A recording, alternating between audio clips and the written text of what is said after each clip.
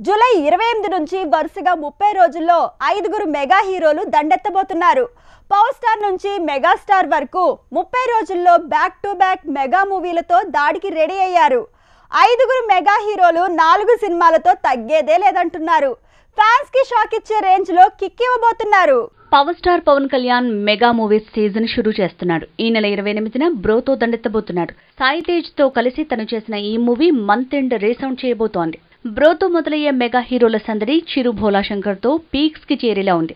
August 11న చిరంజీవితో Meher Ramesh తీసిన Bhola Shankar world wide గా release కాబోతోంది. నిజానికి 30 రోజుల గ్యాప్ లోనే వరుసగా 4 మెగా హీరోల సినిమాలు అంటే ఫ్యాన్స్ కి 1+3 offer అనుకోవాల్సిందే.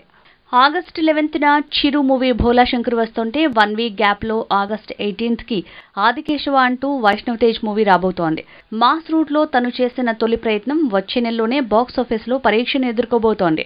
Mega prince Varun Tej తో ప్రవీణ్ సత్తారు తీసిన మూవీ గాంధీవధార అర్జున. ఈ సినిమా వచ్చే నెలలోనే రాబోతోందట. ఆగస్టు 25న వరల్డ్ వైడ్ గా రిలీజ్ కాబోతోందట. ఎలా చూసినా పవన్ కళ్యాణ్, సాయి తేజ్, వరుణ్ తేజ్, వైష్ణవ్ తేజ్ తో పాటు చిరు ఇలా 5గురు మెగా హీరోల సినిమాలు కేవలం 30 రోజుల్లో థియేటర్స్ ని ఊపేయబోతున్నాయంటే అది నిజంగా కోఇన్సిడెన్సే. ఒకరి మూవీ మరొకరికి ప్రాబ్లం కాకుండా డేట్లు, ముహూర్తాలు బాగా కుదిరాయి. మెగా సందళ్లు మొదలు కాబోతున్నాయి.